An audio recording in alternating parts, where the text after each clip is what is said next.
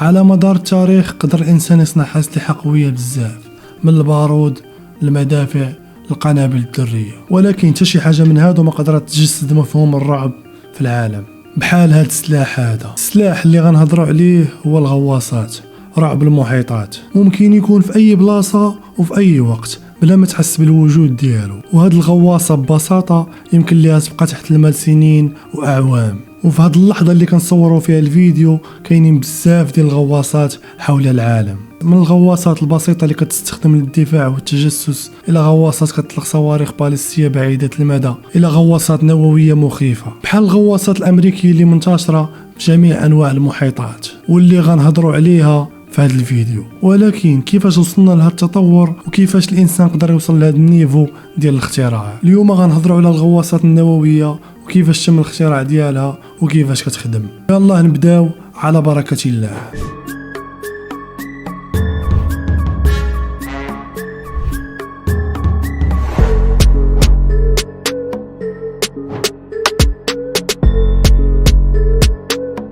فقبل بغيت نقول لكم واحد الحاجه، بلا ان الناس اللي كيتفرجوا فيا اغلبيه ديالهم ما ابونينش في الصفحه، يعني المتفرجين اللي كيتفرجوا في هذه الصفحه ما دايرينش ابوني. فغدير واحد العمليه بسيطه، هي انك تمشي وتورك على المتابعه باش اي فيديو جديد ديالي يطلع لك انت الاول. وما تنساش تحط معاك شي لايك وتبارطاجي الفيديو وشي كومونتير زوين. اولا الا ما كانش عندك علم على ان الغواصه كيفاش كتغوص تحت الماء، فهذا واحد القانون فيزيائي واللي كيتسمى قانون أرخميدس، وعلى الأغلب غتكون سمعتي بهذا المصطلح يا في التاسعة ولا في السانكيام. هادشي إلا كنتي كتقرا الفيزيك. غنعطيكم واحد المثال، مثلا إلا شدينا واحد القطعة ديال الألمنيوم وقمشناها مزيان ورديناها بحال شي دائرة صغيرة ولحناها في الماء فغادي تغرق. ولكن العكس تماما، إلا شدينا داك الورقة ديال الألمنيوم وسطحناها وحطيناها في الماء فغادي تطفو والماء غادي يهزها.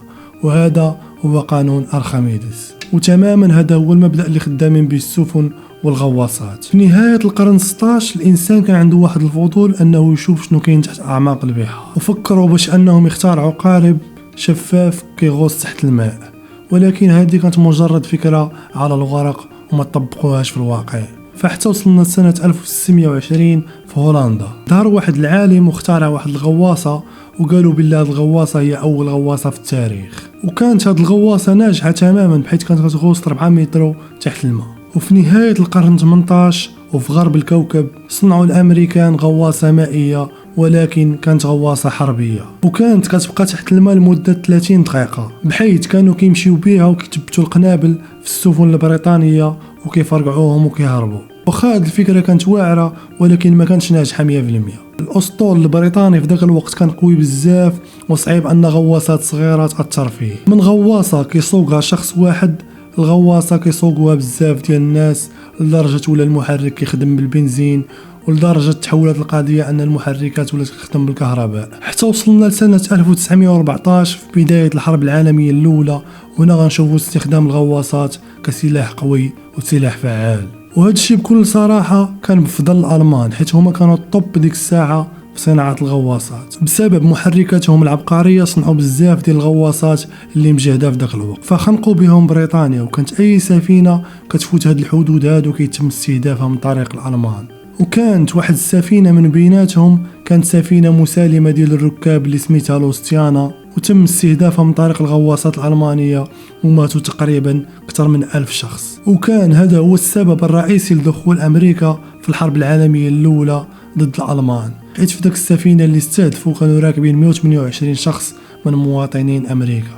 والعيب الوحيد اللي كان في الغواصات الألمانية هي أنها ما كتفوتش 48 ساعة تحت الماء، يعني ضروري خاصها تطلع لسطح الماء تشارجا بالهواء مزيان وتهبط عاوتاني تغوص. في نهاية الثلاثينيات بدات الحرب العالمية الثانية، وكانوا ألمانيا وهما الطب في هادشي ديال صناعة الغواصات.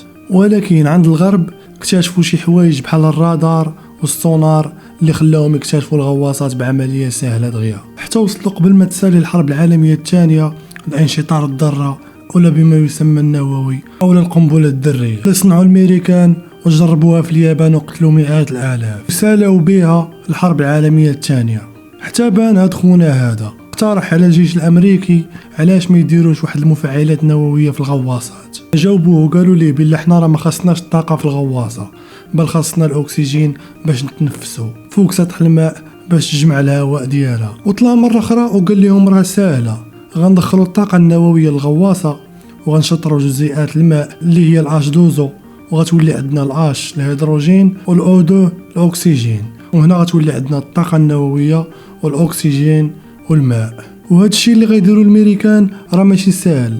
على فكرة هاد خونا هذا اللي طيح عليهم الفكرة روسي وضابط، ولكن بالفعل طبقوا الفكرة وصدقات. في حلول الخمسينات والستينات كانت واحد الحرب باردة بين السوفيات والامريكان، وكانت بيناتهم منافسة في الاختراعات بحال الأقمار الصناعية والانترنت والصواريخ الباليستية والنووي. والامريكان اخترعوا واحد السلاح اللي بالنسبة لي هو اخطر سلاح على مر العصور، واللي هو الغواصة النووية. بداية 1960 اخترعوا غواصة USS جورج واشنطن، وكانت أول غواصة نووية في التاريخ. وبعدها بأشهر قليلة لحقوهم السوفيات. الغواصات اللي اخترعوا مضادين تماما للرادار والسونار، يعني العدو ديالك ما غيعرفكش انت فين كاين واشنو باغي دير. في العالم كاين حوالي 500 غواصة، وماشي كلهم غواصات نووية، ومتفرقين على 43 دولة. وواحد الشيء اللي مزيان هو أن حتى الدول العربية عندهم غواصات حربية، بحال الجزائر اللي عندها 6 غواصات حربية، وكذلك مصر عندهم 8 غواصات حربية ومتطورة. تركيا واليونان عندهم 9 بحال بريطانيا. ونمشيو للقارة الآسيوية وبالضبط في الهند اللي عندهم 18 غواصة حربية. والدولة اللي صدمة بالنسبة لي واللي هي إيران عندها 19 غواصة. فغنطلعوا دابا لشرق آسيا وغنلقاو تما أكبر عدد ديال الغواصات. اليابان عندها 22 غواصة، وكذلك كوريا الجنوبية. أما كوريا الشمالية فالعدد غير معروف ديال الغواصات اللي عندهم، فشي كيقول 50 وشي كيقول 60، ولكن العدد اللي بان لي منطقي هو أنهم عندهم 35 غواصة. ودابا وصلنا للرعب الحقيقي، الصين، روسيا وأمريكا. وهاد 3 الدول هما أخطر الدول في العالم. الصين عندها 58 غواصة، وكذلك كتجي في المركز الثالث ديال عدد الغواصات. المركز الثاني اللي هي روسيا عندها 62 غواصة، وعلى الأغلب أن النص ديال هاد الغواصات خدامين بالطاقة النووية.